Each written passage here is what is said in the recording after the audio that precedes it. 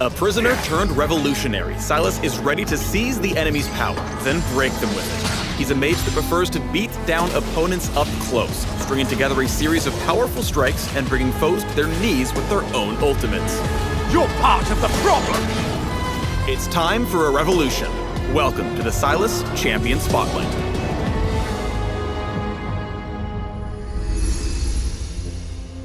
Sylas uses his Q to lash out with his chains, damaging and slowing enemies. After a brief delay, the intersection of the chain lash detonates, applying an increased slow and damaging enemies again.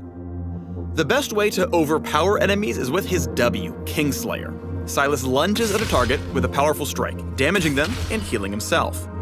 If the enemy's at low health, the damage is increased. If Sylas is at low health, the heal is increased. It's an extremely powerful finishing tool to end any champion's reign. Sylas has a two-part E ability. With Abscond, Sylas dashes a short distance and shields himself. For a short time after, he can recast the ability as Abduct to whip out his chains, stunning, damaging, and pulling himself to the first enemy hit. Sylas's passive is a whirling chain effect that happens whenever he attacks after using an ability, kinda like Sheen. To make the most of this Petrocite burst, pummel enemies every chance you get. Link together basic attacks between each spell cast, and whiplash to rack up the shack kills. Time for the kings to bow! Sylas is here for revolution, and he will use his enemies' powers against them, literally. His ultimate hijacks an enemy's ult for his own use, which Sylas can then hold onto and cast exactly as if he were that champion. While Sylas can take an enemy's ultimate whenever hijack is ready, even if that ability is on cooldown, he has to wait to steal from the same target again.